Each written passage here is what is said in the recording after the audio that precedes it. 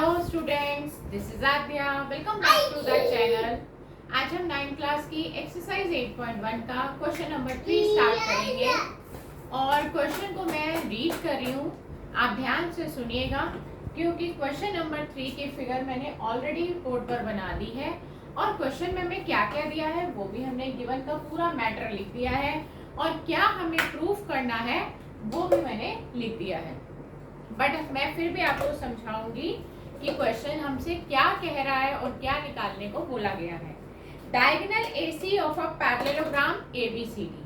अभी बस जस्ट इतना ही पढ़ने पे हमें ये पता चला कि हमें एक क्वाड्रिलेटरल एबीसीडी दिया गया है जो कि एक पैरेललोग्राम है और उसका एक डायगोनल है एसी। तो मैंने ये एक पैरेललोग्राम बनाया है और इसका एक डायगोनल एसी भी ड्रॉ कर दिया है। Bisects angle A. और तीसरी बात हमें ये दी गई है कि जो AC डायगोनल है वो एंगल ए को बाइसेक्ट कर रहा है।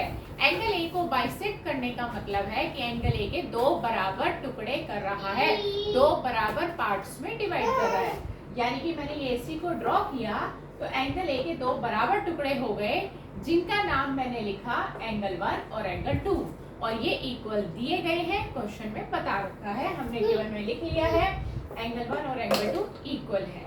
अब बस इतनी सी ही बात हमें दी गई थी और शो दैट फिगर हमारे सामने बनी हुई आई है और मैंने बना भी दी है। फिगर मैंने थोड़ा सा मैंने इस शेप में बना दी है और है तो ये भी क्वाड्रिलेटरल ही। और हमें क्या प्रूफ करना है, it bisects angle C also. यही जो AC डायगोनल जा रहा है एंगल ए को तो बाइसेक्ट कर रहा है, तो क्वेश्चन में दिया है, लेकिन ये एंगल C को भी बाइसेक्ट कर रहा है, ये हमें प्रूफ करके दिखाना है। यानी कि we have to prove angle 3 is equal to angle 4। अगर हम एंगल 3 और एंगल 4 को इक्वल दिखा देते हैं दैट इट मींस कि AC जो है वो एंगल C को दो बराबर पार्ट्स में डिवाइड कर रहा है। बाइसेक्ट्स का मतलब होता है दो बराबर पार्ट्स में डिवाइड होना।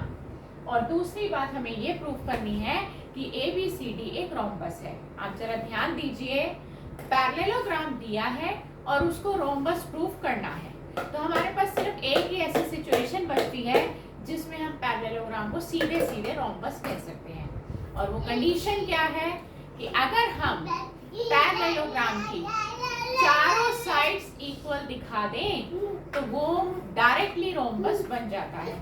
यानी कि we have to prove that all sides of a parallelogram are equal। तो हमें बस ये दिखाना है कि पैरेललोग्राम की सारी साइड्स इक्वल आ रही है। तो आइए देखिए इस क्वेश्चन को हमें कैसे करना है। हम क्या करेंगे, हम प्रूफ से स्टार्ट करते हैं। इतना मैंने यहाँ पे लिख ही दिया है, हमारा प्रूफ स्टार्ट होने जा रहा है। देखिए सबसे पहले क्वेश्चन में दिया था angle 1 is equal to angle 2। ये क्वेश्चन में दिया हुआ है कि ये इक्वल है, हमने लिख दिया गिवन, ठीक है।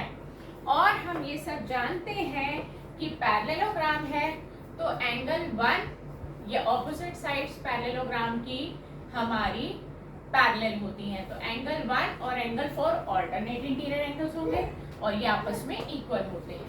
तो हम यहाँ लिखेंगे angle 1 is equal to angle 4।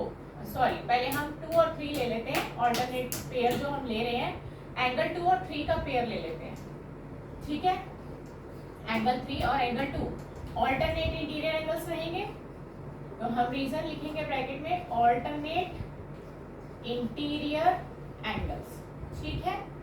थोड़ा हम नीचे करके लिख देते हैं क्योंकि स्पेस की कमी है हमारे पास, ठीक।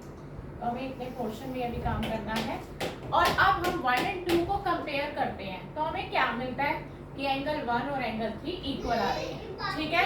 तो हम यहाँ लिख रहे हैं फ्रॉम 1 and 2। हमने दोनों को कंपेयर किया, दोनों इक्वेशंस को। आपने क्या ऑब्जर्व किया कि दोनों इक्वेशंस की राइट हैंड साइड क्या है, इक्वल है। दोनों इक्वेशंस की राइट हैंड साइड इक्वल होने से लेफ्ट हैंड साइड भी बाय डिफॉल्ट इक्वल हो जाती है। तो वी गेट, हमें क्या मिला कि एंगल 1 और एंगल 3 इक्वल हो गया और इसको आप नंबर 3 इक्वेशंस दे दीजिए। देखिए अगर 1 और 3 इक्वल आ रहे हैं तो सिमिलरली अगर नीचे वाला केस लेते तो 2 और 4 भी इक्वल आ जाते, तो उसको आप सिमिलरली से लिख दीजिए, ठीक है। सिमिलरली आपका एंगल 2 और एंगल 4 भी इक्वल आ गया है, ठीक है। इसको आप दे दीजिए फोर्थ इक्वेशन। अब दोबारा से मैं यहाँ पर क्या लिख रही हूँ, फ्रॉम 1, 3 एंड 4।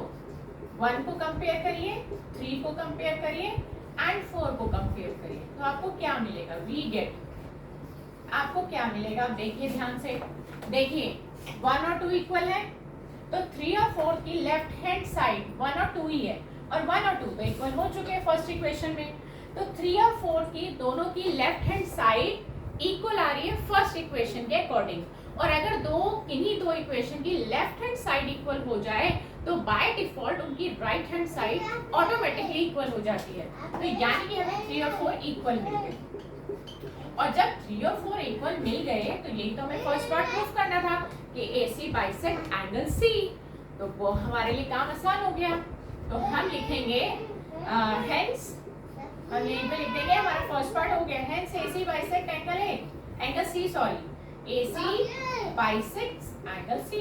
फर्स्ट पार्ट खत्म, हमने कर दिया प्रूफ कि एंगल 3 और एंगल 4 इक्वल हो गए। अब चलते हैं सेकंड पार्ट की तरफ कि हमारा सेकंड पार्ट क्या था।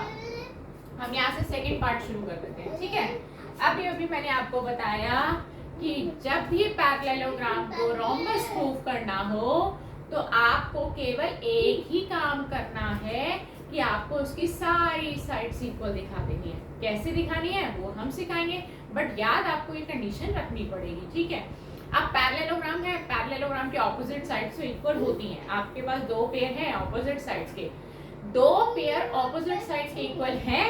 अगर आप केवल एक पेयर एडजेसेंट साइड्स का इक्वल दिखा देंगे तो ऑटोमेटिकली सारी साइड्स इक्वल हो जाएंगी। कैसे, आइए देखिए अभी जस्ट हमने दिखाया कि एंगल 1 और एंगल 3 इक्वल है, हमें थर्ड इक्वेशन में मिला था। आप यहाँ लिख लीजिए angle 1 is equal to angle 3 from third, आपको थर्ड से मिला था, ये प्रूव्ड अबव भी लिख सकते हैं। अगर एक ट्राइंगल की दो साइड्स इक्वल, सॉरी दो एंगल्स इक्वल हो तो उनकी ऑपोजिट साइड्स भी इक्वल होती हैं, तो AD और CD इक्वल हो जाएंगी। तो आप यहाँ लिखेंगे therefore AD equal to CD। इसको आप दे दीजिए, फोर्थ इक्वेशन तक आप मार्क कर चुके हैं, ये हो गई आपकी फिफ्थ इक्वेशन। और आप ब्रैकेट में लिखिए sides opposite to equal angles. अगर एंगल्स इक्वल हो तो उनकी ऑपोजिट साइड्स इक्वल होती हैं, ठीक है, ये रीजन आएगा। और similarly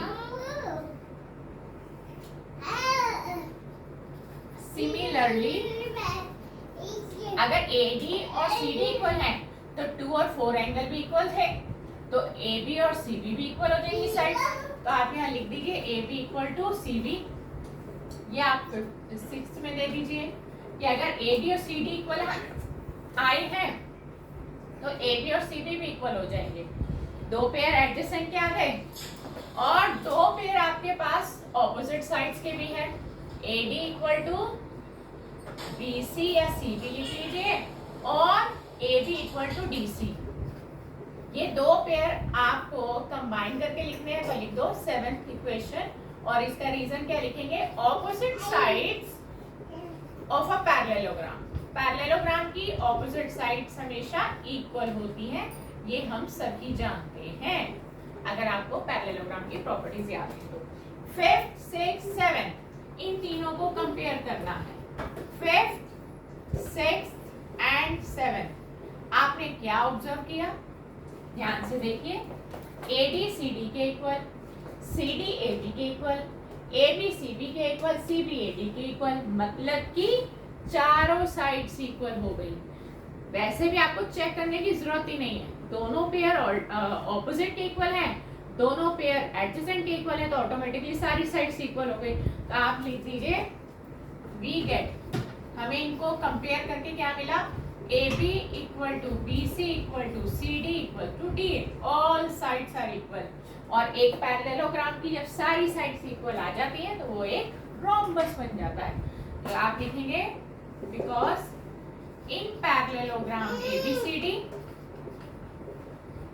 all sides are equal, सारी साइड्स इक्वल है, hence it is a rhombus, hence ABCD is a rhombus. यही हमें प्रूफ करना था और हमारा प्रूफ हो गया है। तो आपने क्या ऑब्जर्व किया, हमने कोई भी स्टेप स्किप नहीं किया। आपको कहीं कंफ्यूजन नहीं होगी कि ये स्टेप कैसे आ गया, क्योंकि हर स्टेप को बकायदा एक्सप्लेन किया गया है, हर स्टेप को यहाँ पे पूरा खोल के दिखाया गया है। आपको कहीं दिक्कत नहीं आएगी, कहीं कंफ्यूजन नहीं आएगी, बहुत अच्छे से आपको क्वेश्चन समझ आएगा। तो प्लीज़ इस क्वेश्चन को रिपीट जरूर करिएगा और ज़्यादा से ज़्यादा इस वीडियो को शेयर करिए ताकि सब तक ये मैसेज पहुंच जाए। और नेक्स्ट क्लास में हम एक नए क्वेश्चन के साथ आपसे फिर मुलाकात करेंगे। Good bye friends.